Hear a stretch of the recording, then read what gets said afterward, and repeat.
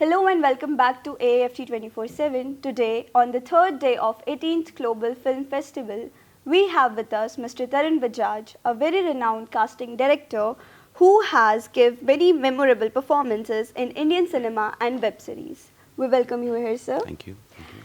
So my first question would be, how did your journey as casting director begin? I'm working in Mumbai film industry from last 15 years. I'm basically from UP, Shahjahanpur. It's a small town near Bareilly. I've started my journey in 2009 when I've shifted to Mumbai. I've started working with Mr. Haneet Rehan, Abhishek Chaube, Vishal Bhardwaj. Films like Dead Ishkiyan, Matru Ki Bijli Ka Mandola, Saat Khoon Maaf, and as a AD and as an assistant that time.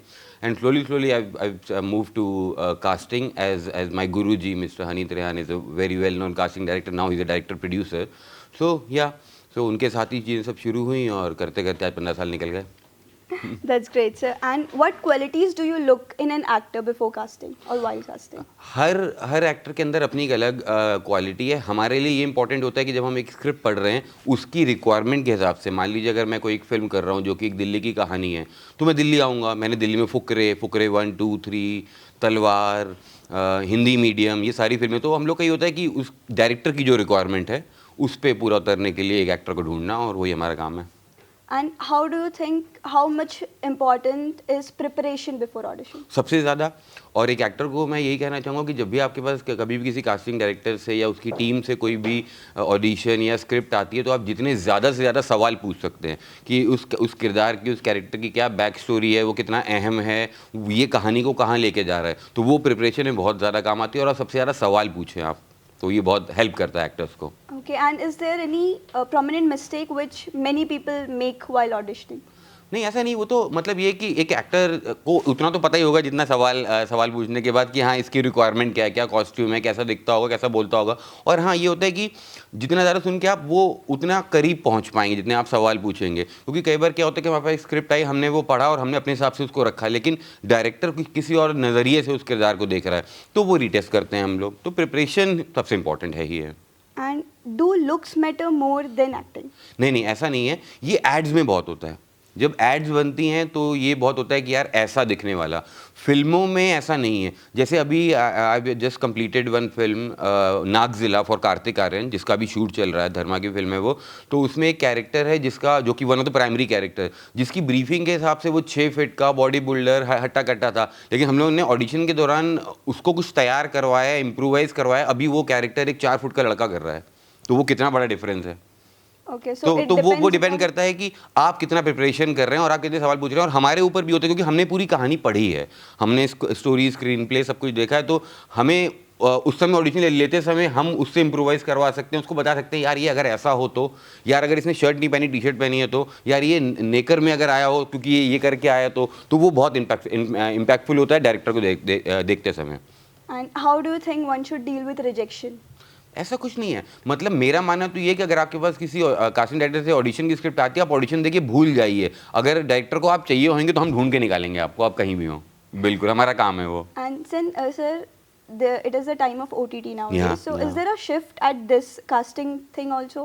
OTT आने के बाद तो सबके लिए बहुत अच्छा है, चाहे वो एक्टर्स हो, टेक्नीशियंस हो, बिकॉज काम इतना ज़्यादा बड़ा और हमें बहुत सारा नया टैलेंट देखने को मिल रहा है. और बहुत सारे ऐसे लोग हैं जो कि OTT से निकले हैं और उसके बाद आज बहुत सही कर रहे हैं और स्टार्स हैं OTT के वो लोग. और ये प्रोसेस सेम ही है, चाहे आप फीचर फिल्म कर रहे हो या OTT फिल्म कर रहे हो, प्रोसेस तो वही है. लेकिन हाँ ये मतलब जैसा कि आपका वो सवाल था कि मैं दोबारा आना चाहूँगा उस पर, क्या था? शिफ्ट. OTT कोई शिफ्ट नहीं है. सिनेमा ही है. मेरा मानना ये है, सिनेमा ही है. बड़े पर्दे पे आप देखते हैं तो वो थोड़ा ग्रैंड है. ये OTT के लिए थोड़ा आसानी हो गई है, देखने वालों के लिए भी और करने वालों के लिए. तो थोड़ा जल्दी भी हो जाता है काम अभी. And is there any part social media is playing? Very important. आजकल मार्केटिंग से ज़्यादा सोशल मीडिया पे लोग वायरल हो रहे हैं. और हम लोगों के लिए भी ये रहता है कि यार कि ऐसे एक्टर्स ढूंढना जो दोनों जगह एक्टिव हों. कई बार प्रोड्यूसर ऐसा बोल देते हैं कि यार मुझे कुछ ऐसे एक्टर्स चाहिए या फिर रिक्वायरमेंट के हिसाब से, बट मेन तो टैलेंट ही है. अगर आप खड़े उतर गए सीन पे तो उस समय वही एक सीन जो आपके पास पहुंचे ऑडिशन के लिए. And there are many cases of fake casting calls and things. So how should one identify what is true, what is? वो पता चल जाता है बात करने के तरीके से। और अगर आप ऑनलाइन जाओगे भी तो आप जब पूछोगे उनकी आईएमडीबी, उनका विकिपीडिया, उन्होंने क्या काम किया है, कौन कास्टिंग डायरेक्टर है, कौन प्रोड्यूसर है, तभी मैंने कहा सवाल पूछना कि कौन प्रोड्यूस कर रहा है, कौन डायरेक्ट कर रहा है, तो आपको अपने आप अंदाजा लग जाता है कि यार भैया ये आदमी काम करने वाला है या नहीं है। So my और last, जबकि ऐसा है नहीं यहाँ, मतलब बॉम्बे में अगर मैं बात करूँ, मुंबई में बात करूँ, तो ऐसा इतना नहीं है कि कुछ फेक है, क्योंकि वहाँ पे सबको पता है क्या काम हो रहा है। शायद इस तरफ नॉर्थ में बहुत ज़्यादा ये चल रहा होगा कि कुछ भी, कई लोग ऐसे भी होते हैं जो अपना डेटा बनाने के लिए एक ऑडिशन रखे या डेटा बना रहे हैं, तो वो प्रोसेस है। एक आर्टिस्ट का और एक एक्टर का ये काम है कि अगर उसको कहीं से बुलाया गया तो आप जाइए, अपना काम कीजिए, बाकी छोड़ दीजिए, हो जाएंगी चीज़ें। and what advice would you give to newcomers? यही कि सोशल मीडिया पे बहुत एक्टिव रहें और जितना ज़्यादा सीख सकते हैं, जितना ज़्यादा फिल्म में देख सकते हैं और जितना ज़्यादा रियाज़ कर सकते हैं अपना। ज़रूरी नहीं कि आपके पास कोई स्क्रिप्ट ही आए, आप अपने मोनोलॉग, किसी फिल्म का कोई सीन उठा के आप उसको खुद शूट करके डाल सकते हो और वो आपका रियाज़ होता रहेगा, और रियाज़ सबसे ज़्यादा ज़रूरी है। So are regional actors getting more opportunities nowadays? Yes, or yes. still the same? OTT के बाद, वही मैंने जैसे बोला, ओटीटी के बाद तो वही चाहे अब मेरी फिल्म पंजाब में सेट है या मेरी फिल्म यूपी में सेट है, तो मैं उसमें महाराष्ट्र का आदमी नहीं कास्ट करूंगा। मुझे वो होगा कि वो डायलेक्ट के लिए, वो सारी चीज़ों के लिए आसानी है कि मैं एक वैसा बंदा कास्ट करूँ जो वहाँ का हो। तो उसमें रीजनल एक्टर्स को बहुत सारा काम, बहुत सारा फ़ायदा भी हो रहा है। ऊपर से थिएटर तो हमेशा से हेल्प करता ही रहा है। बिल्कुल। And from how early a person should start making its portfolio?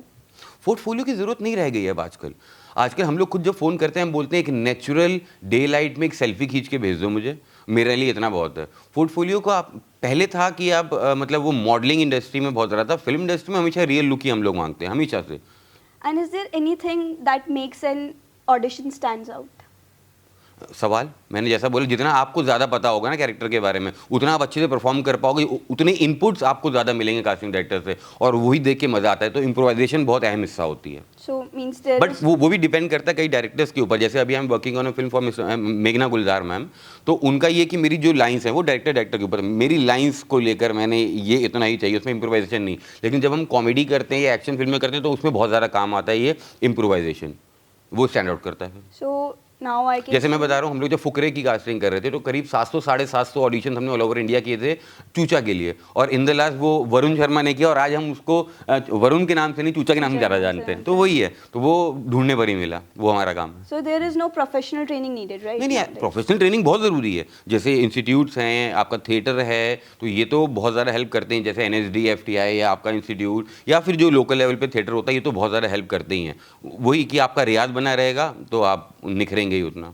And according to you, what is more important, talent or consistency? दोनों चीज़ें। टैलेंट तो सबसे पहले है, अगर आपके पास नहीं है तो फिर उसके बाद ही आप आगे चीज़ें। टैलेंट तो सबसे इंपॉर्टेंट है ही है, और वो सीखने से, रियाज करने से ही हमेशा सही होगा वो। So my last question would be, what one advice do you want to give to the newcomers who are now starting? मैंने अभी आपका ये सवाल था, रियाज सबसे ज़्यादा।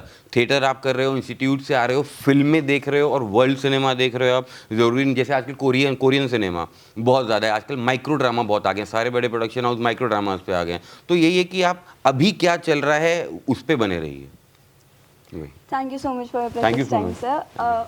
For more such updates, keep watching AFT 24/7.